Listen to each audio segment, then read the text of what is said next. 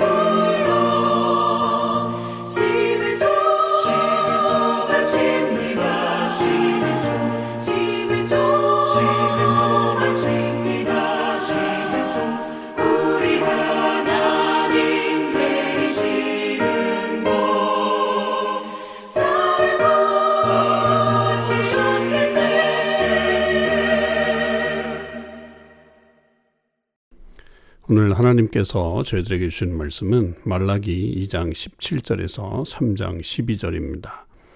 말라기 2장 17절에서 3장 12절 말씀을 읽겠습니다.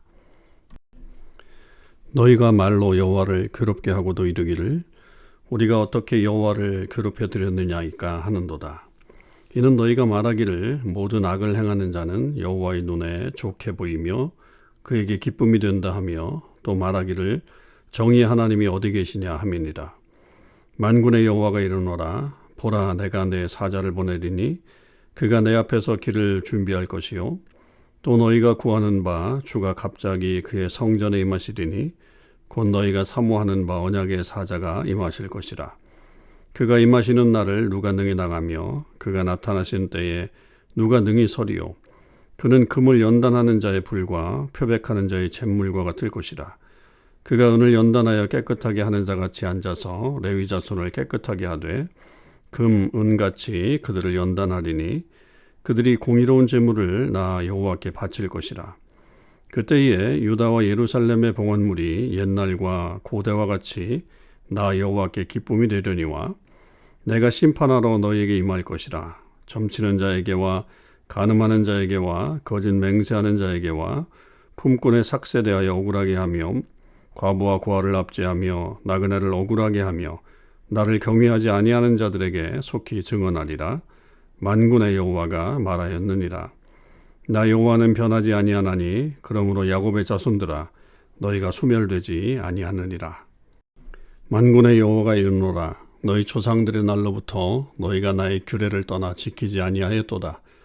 그런즉 내게로 돌아오라. 그리하면 나도 너희에게로 돌아가리라 하였더니 너희가 이르기를 우리가 어떻게 하여야 돌아가리이까 하는도다.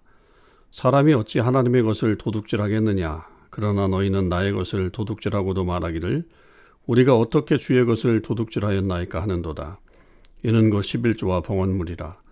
너희 곧 온 나라가 나의 것을 도둑질하였으므로 너희가 저주를 받았느니라. 만군의 여호와가 이르노라.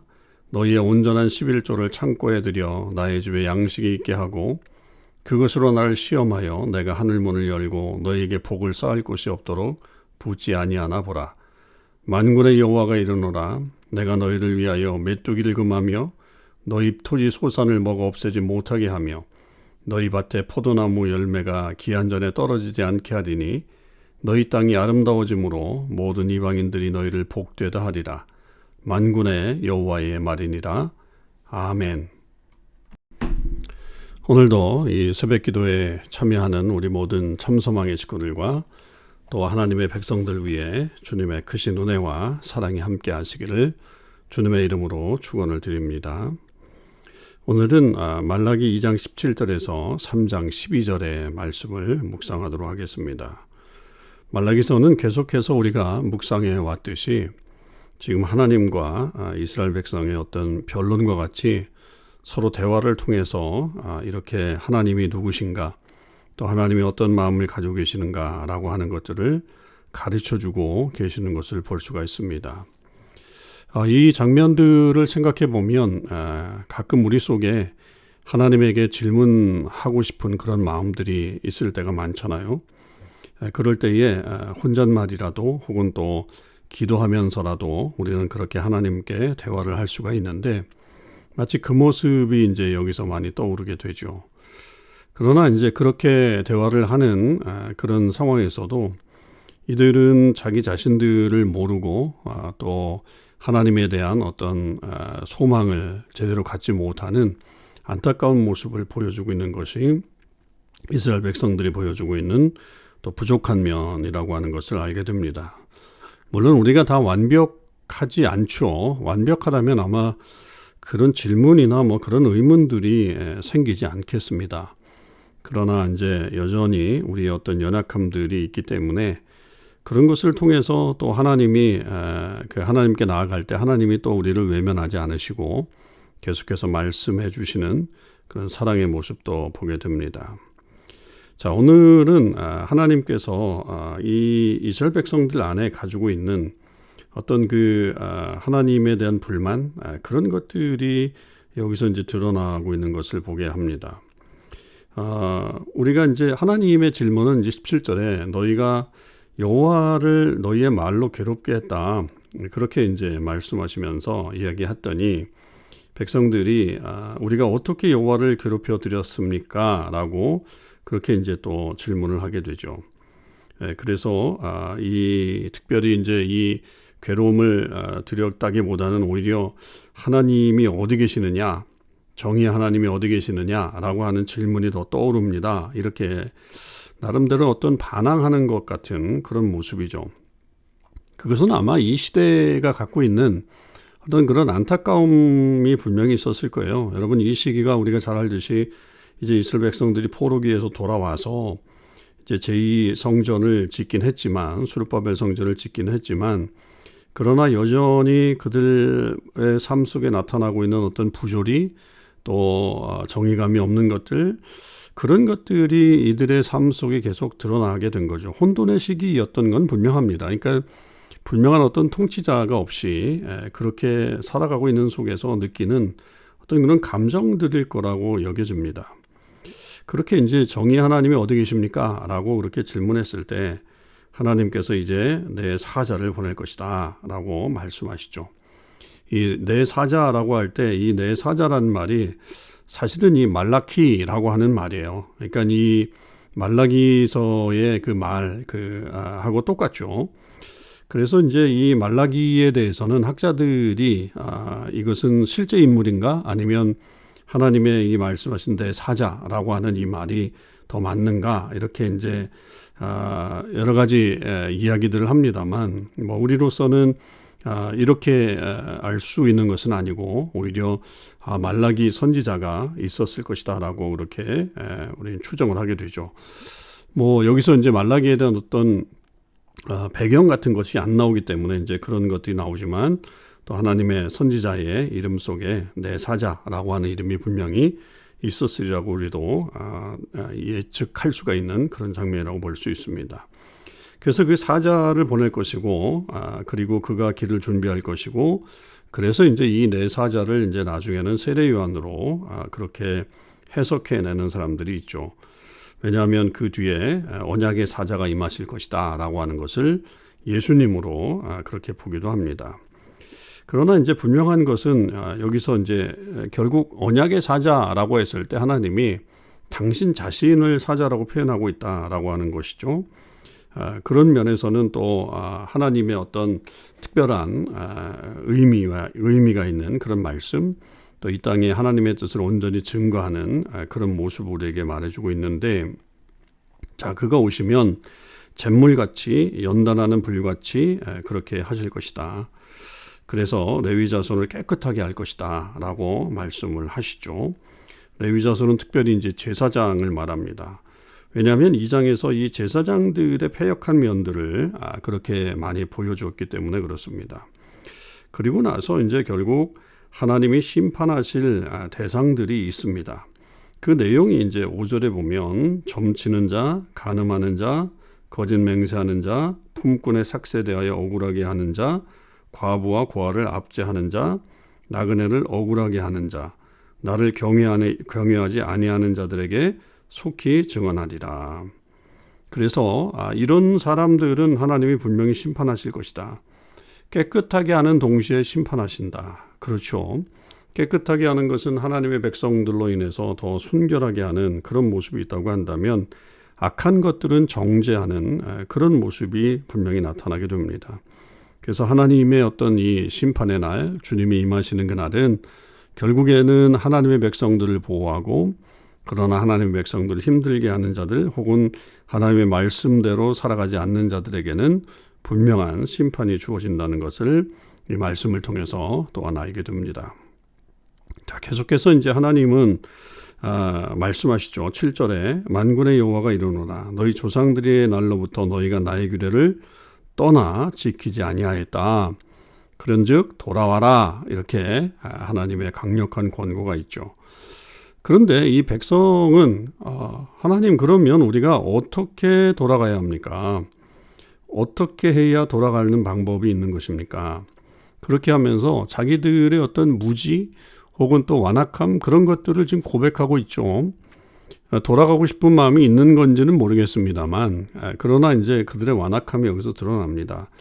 그럴 때에 이제 하나님께서 지적하는 것들이 하나님의 것을 너희들이 도둑질했다라고 하는 것이죠. 이건 무슨 말입니까? 결국 하나님께 마땅히 드려야 할 것들을 드리지 않고 그것을 소위 말해서 인마이 포켓했다라고 하는 것입니다. 그러니까 하나님에게는 당연히 드려야 될 그런 의무와 책임이 우리에게 있는데 그것을 드리지 않는 거죠. 그것을 도둑질하고 있다라고 하는 겁니다. 그것이 온 나라가 나의 것을 도둑질할 정도로 이제 거의 백성들이 다 잊어버렸다. 혹은 또 그것에 대해서 무감각해졌다라고 하는 것을 말하고 있죠. 그럴 때 이제 우리가 잘 알고 있는 10절의 말씀이 하나님께서 주신 말씀으로 우리에게 들려옵니다. 만군의 여호와가 이르노라. 너희의 온전한 11조를 창고에 들여 나의 집에 양식이 있게 하는 거고 하고 그것으로 나를 시험하여 내가 하늘 문을 열고 너희에게 복을 쌓을 곳이 없도록 붙지 아니하나 보라. 이렇게 말씀을 하십니다. 결국 이 말씀 통해서 하나님께서 이 11조에 대한 말씀을 분명히 하고 계시죠. 이 말씀이 11조의 어떤 표준처럼 우리에게 들려지는 그런 말씀이기도 합니다. 그러나 또 어떤 사람들은 이것은 구약의 법이지 신약의 법은 아니다. 이렇게 말하기도 하는 사람들이 있습니다만 분명한 것은 하나님의 것을 도둑질해서는 안 된다라고 하는 것이고 그 하나님의 것을 온전히 하나님께 드릴 때에 하나님께서 복을 부어주신다라고 하는 것이 이 말씀의 요지죠. 그것이 11조라고 하는 것은 우리가 드릴 수 있는 최소한의 하나님의 것 아니겠습니까? 원래 우리가 주장해야 되고 우리가 표명해야 되는 모습은 우리의 전부가 다 하나님의 것입니다. 라고 그렇게 고백을 해야 합니다. 그러나 우리의 삶에 또 하나님께서 우리에게 복을 주시면서 이 땅 가운데 살라고 하셨기에 우리가 하나님의 것을 누리면서 살게 되는데 그 중에 10분의 1, 가장 어떻게 보면 최소한의 단위라고 볼 수가 있겠죠. 그것을 하나님 앞에 드리는 것으로 말미암아 하나님께서는 받으시겠다라고 하시는 거고 기뻐하시고 또 복을 주시겠다라고 하는 것입니다. 이게 우리의 어떤 마음과 또 마음의 자세들을 분명히 말하고 있는 것입니다. 그리고 하나님께서 그것에 따라서 11절에 보면 내가 너희를 위하여 메뚜기를 금하여 너희 토지 소산을 먹어 없애지 못하게 하고 너희 밭에 포도나무 열매가 기한 전에 떨어지지 않게 할 것이다. 이렇게 말씀을 하십니다. 그러니까 하나님의 온전한 복이죠. 그러니까 어떤 그 부족함이 없는 복, 완벽한 복이 하나님의 것을 하나님 앞에 먼저 드릴 때에 나타나는 그런 하나님의 은혜라고 하는 것을 우리는 볼 수 있습니다. 여러분 우리가 이 말씀을 잘 읽고 새겨야 합니다. 하나님의 것을 하나님께 드리지 않고 내 것인 것처럼 그렇게 잊어버리고 산다면 우리에게 복이 없는 거죠. 그러나 하나님의 것을 하나님의 것으로 인정하고 또 우리가 우리의 마음을 다해서 드리면 하나님은 그보다 훨씬 더 놀라운 완벽한 복을 우리에게 허락해 주신다는 것을 잊지 말아야 하겠습니다. 하나님의 말씀을 들으십시다. 하나님께서는 분명 당신의 때에 당신의 사자를 보내실 것이고 또한 우리에게 하나님의 것을 드리는 자에게 귀한 복을 내려 주실 것입니다. 저와 여러분이 이런 복의 은혜 안에 살아가는 귀한 삶이 있기를 주님의 이름으로 축원합니다. 기도하겠습니다. 아버지 하나님 감사합니다. 오늘도 저희들에게 하나님의 귀한 말씀을 들려주셨습니다. 우리의 삶 가운데 나타난 어떤 부조리와 또 여러 가지 어려운 일들 때문에 우리가 하나님을 원망하고 또 하나님의 정의 하나님이라고 말씀하시지만 어디에 계십니까? 라고 묻기도 합니다. 그러나 그날에 하나님께서 분명 하나님의 사자를 보내 이 땅을 심판하시고 순결한 백성을 보호해 주심을 믿습니다. 그것을 믿으며 우리의 입을 닫게 하시고 더욱더 하나님을 신뢰할 수 있게 하여 주옵소서. 또한 동시에 우리의 삶 가운데 하나님의 것을 내 것으로 챙기는 어리석음이 없게 하시고 정당하게 하나님께 것은 하나님께 드리면서 더 크고 놀라운 하나님의 복을 누리며 살아가는 주의 백성들 되게 하여 주시옵소서. 이제 도미니카 선교팀 오늘 모든 사역을 마치고 돌아오게 됩니다. 아버지 하나님 안전하게 돌아올 수 있게 함께하여 주시옵시고 또 이후에 우리가 도미니카 땅을 향한 사랑과 은혜를 계속 나눌 수 있도록 축복하여 주시옵소서. 감사드립니다. 우리 주님 예수 그리스도의 이름으로 기도하옵나이다. 아멘.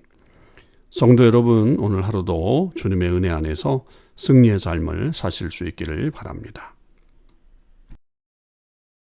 주 내 소망은 주 떠나기 원합니다. 이전보다 더 가까이 가기 원합니다.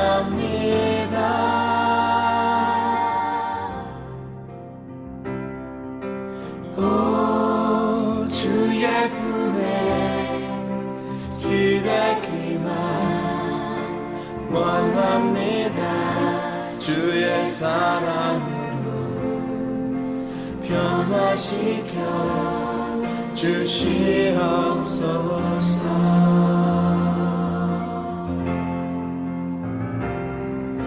주 내 소망을 주가 알기 원합니다. 이전보다 더 가까이 가기 원합니다.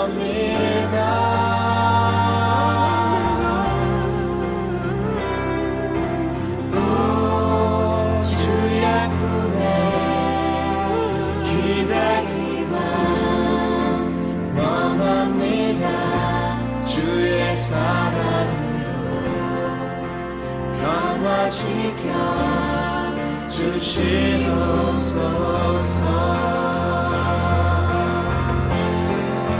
주 사랑으로 날개치며 오르게 하소서.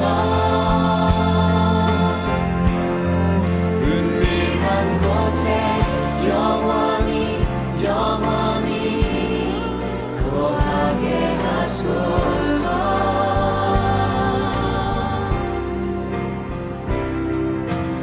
오 주의 사랑 부끄러워 않겠어요. 주의 사랑으로 변화시켜 주시옵소서.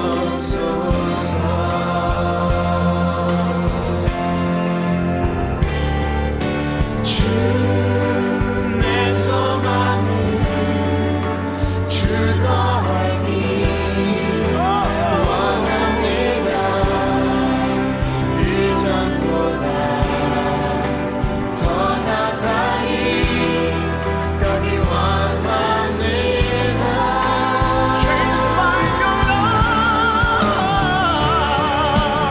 오 주의 품에 기대기만 원합니다. 주의 사랑으로 변화시켜 주시옵소서.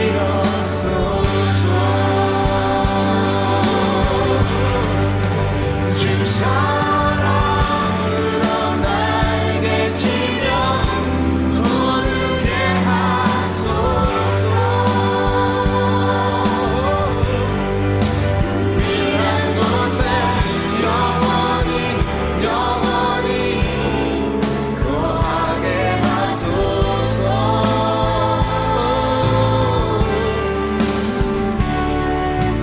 오 주의 사랑 부끄러워 않겠어요. 주의 사랑으로 변화시켜